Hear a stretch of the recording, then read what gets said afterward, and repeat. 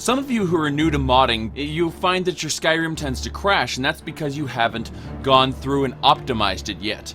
Now, those of you who've had Skyrim for some time, but still struggle with stabilization issues, may want to watch this video anyway, just in case they missed one of these steps. However, these are steps that pretty much every veteran Skyrim player should do. This is stabilizing Skyrim.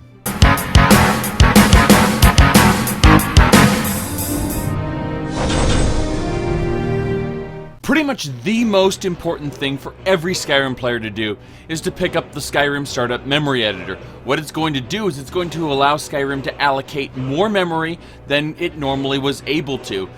Certain parts of Skyrim were well defined by Bethesda. Unfortunately, when we're using mods, we're going to need more memory than that. Even SkyUI takes up more memory than Bethesda originally accounted for. So definitely install this. It has to be done manually. And it's pretty damn simple. It comes with an archive with 2 files in it. You just need to extract those files into your primary Skyrim folder, not your data folder. Now that we've taken care of the RAM issues with Skyrim, now we need to work on the VRAM. What we're going to do is we're going to split normal RAM and video RAM, where Skyrim can basically take an unlimited amount of your video card's memory without touching your game's main RAM, thereby greatly increasing what your Skyrim is able to do without crashing. So immediately go to enbdev.com. That's enbdev.com. Once you're there, go ahead and click on News. After which, click on Download on the sidebar. Scroll down and click on Skyrim. You'll notice a small file list at the bottom. Go ahead and download the latest version. And finally, click on the small download icon right here. So once you get that archived file open, you're going to see a wrapper version and an injector version. The injector version is only for people who can't run the wrapper version without encountering errors, or the wrapper version won't open at all, or they're using specific software with hooks. For example, Fraps or Bandicam, or things that try to capture the specific window and won't. Anything that doesn't try to hook into your screen, it's best to use the wrapper version. The only downside to using the injector over the wrapper is that you'll see an ENB injector program that needs to be run every single time you want to run Skyrim. This must be running in the background in order for it to actively be injecting ENB elements. The injector is pretty much reserved for laptops or off-brand video cards, or in any case where it won't work. This cat, Midnight, has encroached on our space. Midnight! You see, he's looking at us now. So install your version of choice into the Skyrim folder directly. Next, navigate into your Skyrim directory and open up in Notepad enblocal.ini. We're going to be performing a tweak that is very stupidly named enboost. Under Global, go to Use Patch Speed Hack Without Graphics and set it to True unless you want to use an ENB, or I can't believe it's not ENB. But True is basically going to turn off all the ENB functions and just give you the benefits of enboost. However, I will explain the merits of the other 2 systems in just a second. If your intention, however, is to install an ENB preset such as Bleak ENB, Real Vision ENB, or any of the other ENBs that are graphically demanding on your computer's resources, do all the rest of the tweaks after you've installed it, because this enblocal.ini file will need to be overwritten as a part of that installation procedure. And the final option, where you want to enhance your graphics but at the same time you don't want your system to suffer, the best possible option is I Can't Believe It's Not ENB. I Can't Believe It's Not ENB's hit to your frame rate is virtually 0. And if you're willing to go the extra steps, then make sure this function is set to false. In addition, make sure these functions are set to true. And take personal note of this file name, other_d3d9.dll. You're going to need to remember this. Now go to I Can't Believe It's Not ENB on the Nexus. You will have to download it manually. Once downloaded and the archive is opened, this is what it will look like. Do not extract the files yet. Instead, inside the archive, alter d3d9.dll to be the same other_d3d9.dll. We can just go ahead and click copy here. And now in a rename, we will rename it. So now it is no longer going to overwrite the ENB's DLL. Instead, they're going to coexist in the same folder. Once this is done, extract all the files to your main Skyrim directory, not the data folder. From now on, whenever Skyrim is run, assuming you're using the wrapper ENB, or if you're using the injector, you run the injector first, then you run Skyrim. Either way, the ENB DLL is going to go, oops, I'm supposed to use a proxy. So it's routing all its graphics functions through this other D3D9.dll, which contains I can't believe it's not ENB. Therefore, I can't believe it's not ENB's functions will be active through the EN boost, and you'll gain the video memory enhancements of the EN boost while you are also reaping the rewards of the enhanced graphics at an absolutely bare minimum hit to your frame rate. Now, if you have a really high-end PC, I do recommend using an ENB because ENBs just plain look better. Not by much, because I can't believe it's not ENB is that good, but by enough. Next is reserved memory size. A lot of where your shuddering comes in is having a reserved memory size that's too low.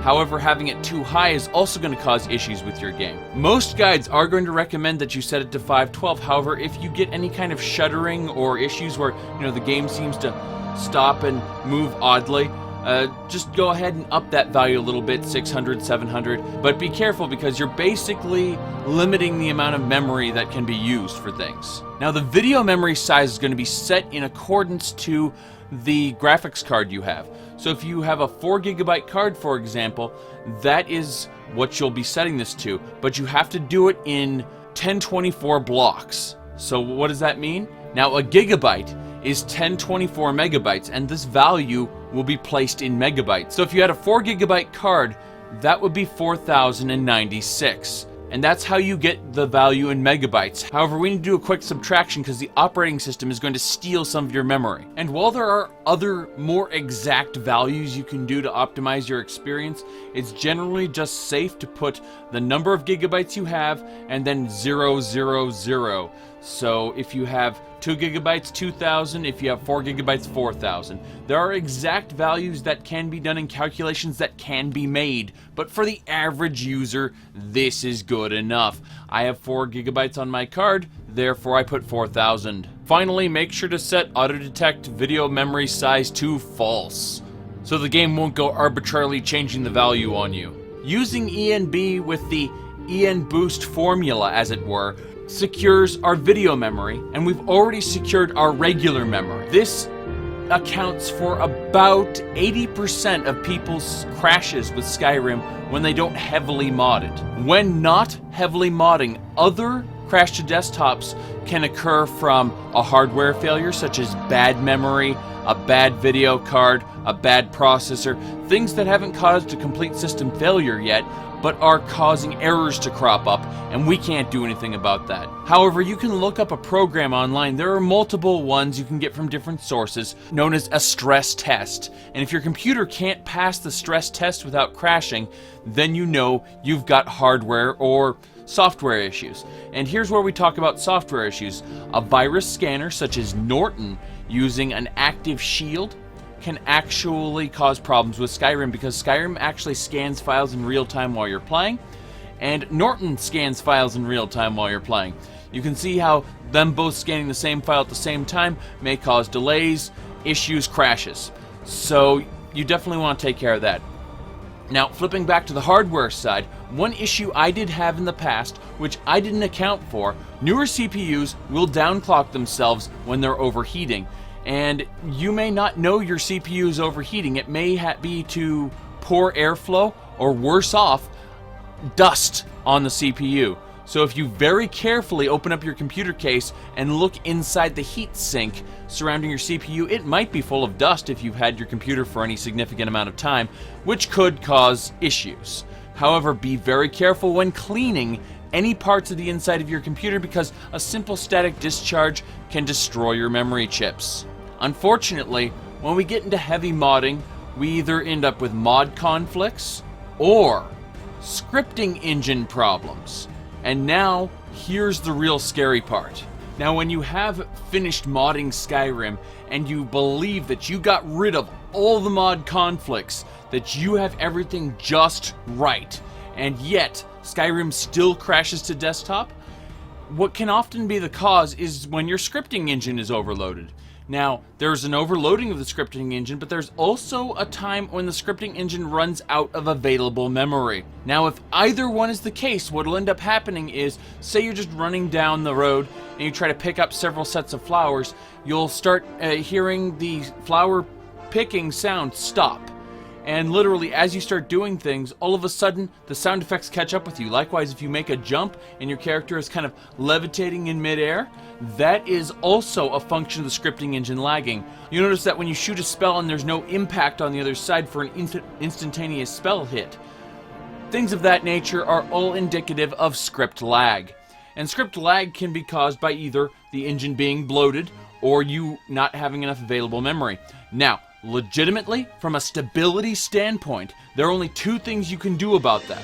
One is to get rid of the offending script-heavy mods, and two is to get a better computer better able to handle it.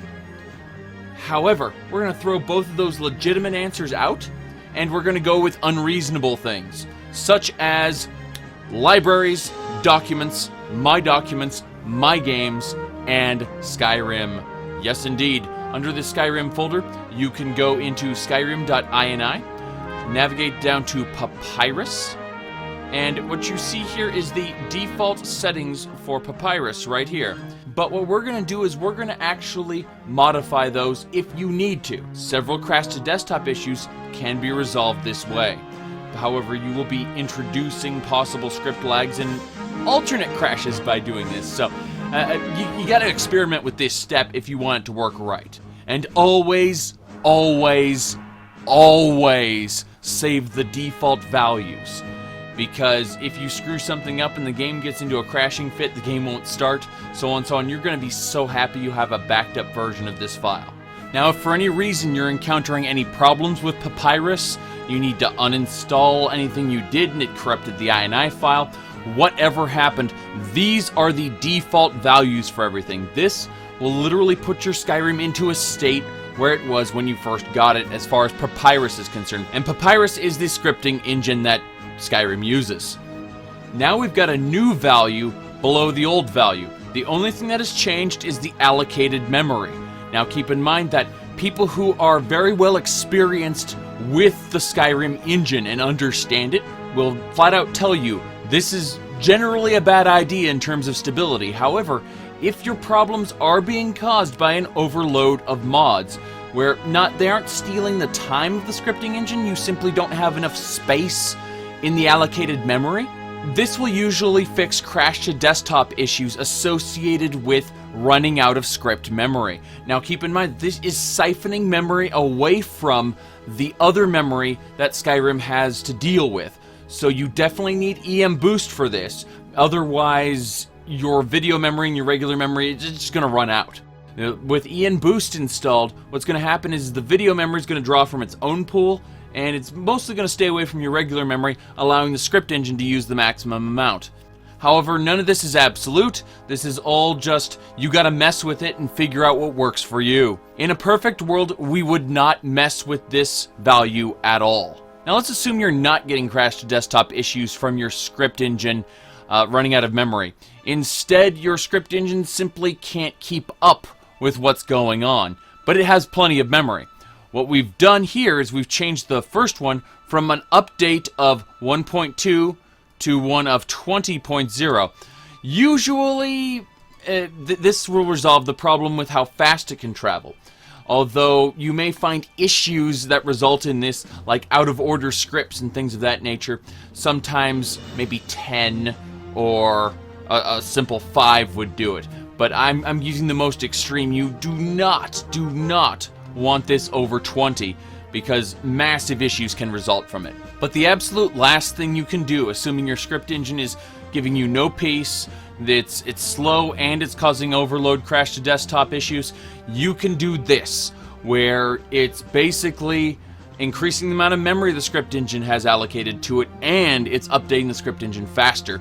Keep in mind that doing this is extremely risky, and again, can cause very unpredictable things in your game, possibly even cause the game to lock up if it's the scripts just have a total failure. And if you reach a state where the game is simply untenable, make sure to go back to a save file before you start messing around with this crap, and then use the top configuration. I haven't changed the top configuration for any of these because ideally this is the only configuration we would ever use, is up at the top there. But if you've got the memory patch, you've got the EM boost, and you've messed around with this until the world ends and it still isn't fixing your problem, then it's probably a hardware or a software issue, or an issue with one of your mods, and simply nothing can be done about it other than getting a better computer or getting a better mod loadout. Now, I highly recommend using Mod Organizer, and if you are, you're going to notice the changes you made in Skyrim's INI are not effective at all. And the reason is because Mod Organizer has its own set of INIs. Simply navigate to the red puzzle piece button here and click on it, then click INI Editor. As you know, Mod Organizer uses a set of profiles, and every single profile has its own Skyrim.ini and SkyrimPrefs.ini. This has the extreme virtue of if a specific mod loadout forces you to use extreme settings for your papyrus, you can have that on its own profile, and then every other mod loadout you do, you can have a more tame, basically vanilla papyrus settings. So aside from the very basics, like turning off all your mods and then systematically turning them on until you find the problem mod, aside from simply modding responsibly and not having a billion mods installed at once bloating your script engine, aside from these basic things, and of course looking out for hardware or software failures on your Windows and PC end, the absolute keys to keeping Skyrim running well are the Skyrim Startup Memory Editor, EN Boost, and if there are mods in your load order that you absolutely cannot live without and it's bloating it, then Papyrus edits in your Skyrim.ini. These are the three keys, and each one is in order of importance, so get at least the two, minimum. Hope this guide has helped you to create a better running, less crashing Skyrim. If you've thought about using Mod Organizer before but you just feel like you just can't get it, do check out my Mod Organizer tutorial though. Simply put, Mod Organizer is an invaluable tool at keeping Skyrim clean and pure through multiple mod installations. It goes above and beyond what the Nexus Mod Manager could hope to do. But I'll be talking about that another time. Until then, see y'all later.